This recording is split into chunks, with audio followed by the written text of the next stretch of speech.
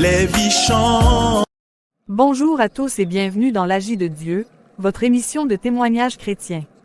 Chaque jour, nous découvrons les merveilles que le Seigneur accomplit dans la vie de ceux qui mettent leur confiance en lui.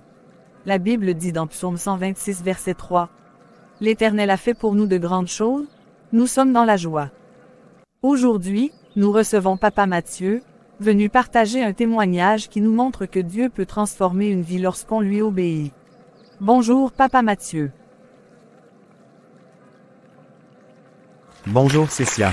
Bonjour à tous les téléspectateurs. Je rends toute la gloire à Dieu de me permettre d'être ici aujourd'hui. Parlez-nous de votre vie avant que Dieu ne commence cette œuvre. Je suis catholique. J'ai reçu le baptême et je suis marié religieusement et civilement avec mon épouse. Après notre mariage, nous n'avions pas les moyens de construire une maison.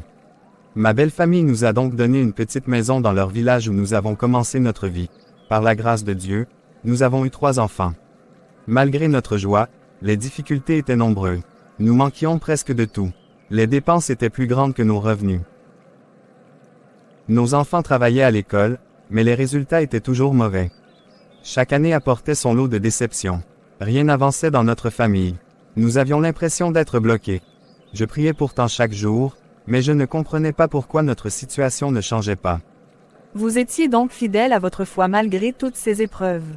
Oui, je n'ai jamais voulu abandonner Dieu. J'ai continué à aller à la messe, à prier et à demander au Seigneur de nous montrer un chemin. Papa Mathieu, vous viviez dans une maison appartenant à votre belle famille. Est-ce que cette situation a parfois été difficile à supporter? Oui, Cécia. Je remercie encore ma belle famille de nous avoir accueillis au début de notre mariage, mais vivre chez les autres pendant longtemps n'est pas toujours facile. Avec le temps, certaines situations sont devenues très douloureuses. Je me souviens d'un jour qui m'a profondément marqué. Nous étions assis dans la cour avec mon beau-père. Nous discutions tranquillement lorsqu'est arrivé le mari de la petite sœur de mon épouse. Il était plus jeune que moi et venait tout juste d'entrer dans la famille. À peine arrivé, mon beau-père m'a regardé et m'a dit, « Mathieu, lève-toi et donne ta chaise à ton beau-frère. » Je suis resté quelques secondes sans parler. J'ai regardé mon épouse, puis je me suis levé. J'ai donné ma chaise et je suis resté debout pendant que tout le monde continuait à discuter. Ce jour-là, mon cœur était très blessé. Je me suis senti humilié, mais je n'ai rien répondu, par respect pour mon beau-père et pour préserver la paix dans la famille. Une autre fois, des visiteurs étaient venus à la maison. Mon beau-père les présentait un à un. Arrivé devant moi, il a simplement dit, « Lui, c'est celui qui habite ici avec notre fille. » Je n'ai même pas été présenté comme son gendre. Ces paroles m'ont fait mal. J'avais l'impression de ne pas avoir de valeur. Il y avait aussi les réunions de famille.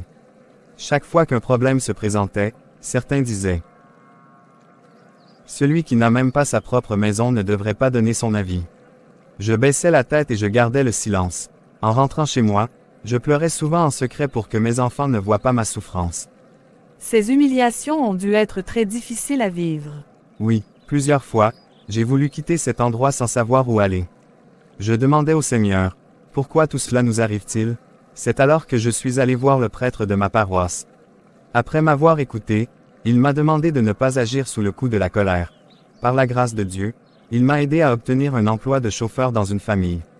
J'étais plein d'espoir, mais malgré ce travail, les difficultés continuaient.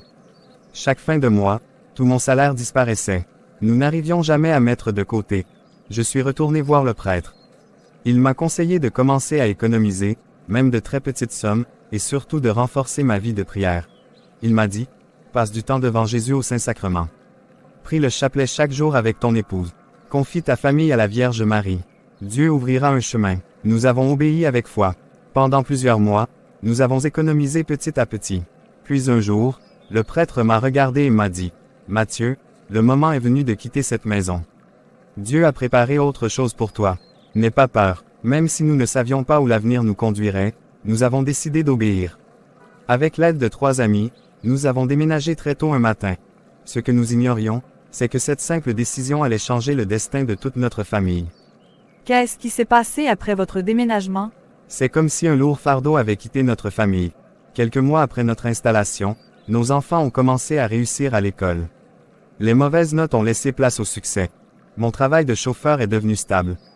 J'ai ensuite commencé de petits commerces en parallèle. Petit à petit, nos revenus ont augmenté. Nous avons enfin connu la paix dans notre foyer. Les dettes ont diminué et nous avons commencé à vivre dignement. Aujourd'hui, je peux dire que Dieu a changé notre histoire. Je ne dis pas que tout est devenu facile, mais le Seigneur nous a ouvert les portes qui étaient fermées. Je crois qu'en restant dans cet ancien endroit, notre vie serait restée bloquée. Dieu s'est servi des conseils du prêtre pour nous conduire vers notre destinée. Je remercie le Seigneur, la Vierge Marie et ce prêtre qui nous a appris à persévérer dans la prière, à adorer Jésus au Saint-Sacrement et à réciter fidèlement le chapelet. Quel message souhaitez-vous laisser à ceux qui nous regardent? N'abandonnez jamais Dieu. Parfois, ce n'est pas votre travail qui est le problème. Ce n'est pas votre intelligence non plus. Dieu peut simplement vous appeler à quitter un lieu, une habitude ou une situation afin d'entrer dans la bénédiction qu'il a préparée pour vous. Écoutez les conseils de vos prêtres, vos pasteurs lorsqu'ils sont conformes à l'Évangile. Priez, fréquentez les sacrements, adorez Jésus au Saint-Sacrement et gardez confiance. Le Seigneur agit toujours au moment qu'il a choisi. Moi j'ai vécu 15 ans d'humiliation, mais, mon Dieu m'a reconstruit.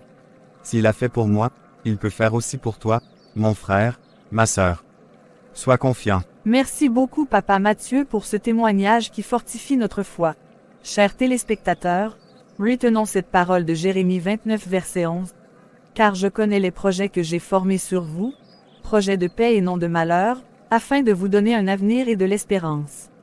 Si cette émission vous a béni, abonnez-vous, aimez, partagez cette vidéo et envoyez-nous vos témoignages. Que Dieu vous bénisse abondamment, et à très bientôt dans l'Agi de Dieu. Quand notre Seigneur Jésus-Christ agit, les vies chantent.